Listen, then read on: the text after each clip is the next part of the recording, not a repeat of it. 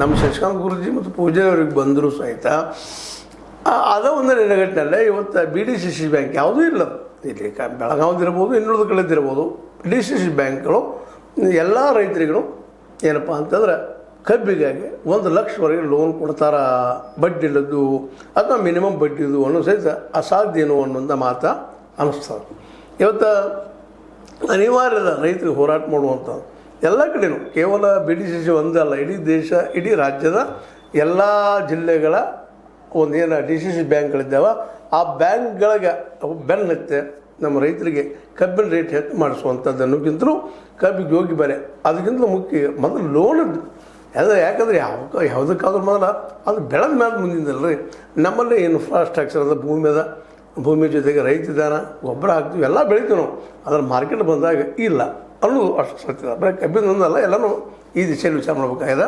But ಈಗ ಏನಿದೆಪ್ಪ ಅಂದ್ರೆ ಈ BDCC ಬ್ಯಾಂಕ್ ಇದ್ದಿದ್ದು ಈಗಾಗಲೇ ಅಲ್ಲಿಯ ರೈತರ ಹೆಸರು ಹೇಳ್ಕೊಂಡು ನಾವು ರೈತರಿಗಾಗಿ ಇದ್ದೀವಿ ಅಂತ ತಿಳ್ಕೊಂಡು ಇವತ್ತು ಆಡಳಿತಾರೂಢ ಪಕ್ಷ ಬಂದದ, ವಿರೋಧ ಪಕ್ಷ ಅದ.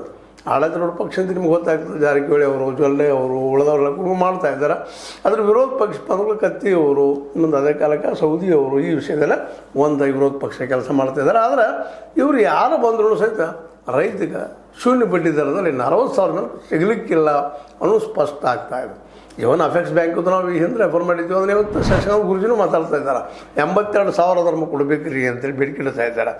ಅದಕ್ಕೆ ಈ ಸಂದರ್ಭದಲ್ಲಿ DCC ಬ್ಯಾಂಕಿಗೆ ಅನ್ನೋಂಥದ್ದು ಏನಪ್ಪ ಅಂತಂದ್ರೆ ಅಫೆಕ್ಸ್ ಬ್ಯಾಂಕ್ ಆಗಲಿ ಇನ್ನುಳಿದ ಬ್ಯಾಂಕ್ ಸಹಕಾರಿ ಕ್ಷೇತ್ರದೊಳಗೆ 82,000 ಜನ ಕೊಡುವಂಥ ಒಂದು ಅವಕಾಶ ಅದ. ನಾವು 1 ಲಕ್ಷ ಯಾಕೆ ನೀವು ಮಾಡೋದಿಲ್ಲ ಅನ್ನುವಂಥ ಮೂವ್ಮೆಂಟನ್ನು ರೈತರು ಇವತ್ತು ಮಾಡಬೇಕಾಗಿದೆ.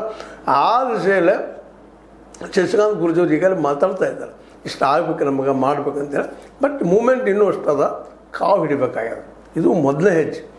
ಆದರೆ ಇದೆಲ್ಲಕ್ಕಿಂತ ಹೆಚ್ಚಿನ ಹೆಜ್ಜೆನಪ್ಪ ಅಂತಂದ್ರೆ ಈ ಮಾರ್ಕೆಟದ ಬದಲಾಗಿ ಮತ್ತು ಈ ಮಾತು ಭಾಳಷ್ಟು ಹೇಳಕ್ಕೆ ಇವತ್ತು ಕಾರಣ ಇಷ್ಟ ಏನಪ್ಪ ಅಂತಂದ್ರೆ ಮಾರ್ಕೆಟ್ ಎಲ್ಲಿವರೆಗೆ ರೈತರಿಗೆ ಪೂರ್ಣ ಮಾಡೋದು ಸಿಗುವುದಿಲ್ಲ. ಪಾಪ ರೈತನ ಉದ್ಧಾರ ಆಗಲಿಕ್ಕೆ ಸಾಧ್ಯ ಇಲ್ಲ, ಈ ದೇಶ ಉದ್ಧಾರವೂ ಇಲ್ಲ. ಯಾಕಂದರೆ ರೈತನ ಕೈಯಲ್ಲಿ ದುಡ್ಡು ಬಂತಪ್ಪ ಅಂದ್ರೆ ಆ ವ್ಯಕ್ತಿ ಇದ್ದಂಥವ್ರು ತಮ್ಮ ಹೊಲದಲ್ಲಿ ಕೆಲಸ ಮಾಡೋರಿಗೆ ಒಳ್ಳೆ ಪಗಾರ ಕೊಡ್ಬೋದು, ಮತ್ತೇನು ಮಾಡ್ಬೋದು. ಅವರ ಬದುಕೋದು ಕಷ್ಟ ಆದಾಗ ಇನ್ನೊಬ್ರಿಗೆ ಕೊಡೋದಕ್ಕೆ ಸಾಧ್ಯ ಇಲ್ಲ, ಆ ವ್ಯವಸ್ಥೆ ಬರೋಕ್ಕೂ ಸಾಧ್ಯ ಇಲ್ಲ ಅನ್ನೋದು ಒಂದು ಪ್ರಾಥಮಿಕ ಸತ್ಯ. ಈ ನೆಲೆಗಟ್ಟಿನಲ್ಲ ಇವತ್ತು ಶಶಿಕಾಂತ್ ಗುರೂಜಿ ಅವರು ಈ ವ್ಯವಸ್ಥೆಗೆ ಒಂದೊಂದು ಇವತ್ತು ಜನಜೀವನ ಇದು ಯುವಕರ ಇವತ್ತು 15ರಿಂದ 29 ವರ್ಷದ ಯುವಕರ ನಿರುದ್ಯೋಗಿಗಳು ಅವ್ರಿಗೆ ಉದ್ಯೋಗ ಬೇಕಾಗಿದೆ. ಪಾಪ ಇದು ಈಗಿನ ವ್ಯವಸ್ಥೆಯಲ್ಲೇ ಇವರು ಎಲ್ಲರಿಗೂ ಉದ್ಯೋಗ ಸಿಗಲಿಕ್ಕೆ ಸಾಧ್ಯವೇ ಇಲ್ಲ. ಬೇಕಾದ ಪಕ್ಷ ಬರಲಿ, ನಾಳೆ ರಾಹುಲ್ ಗಾಂಧಿ ಬರಲಿ, ಮತ್ತೊಬ್ಬರು ಬರಲಿ,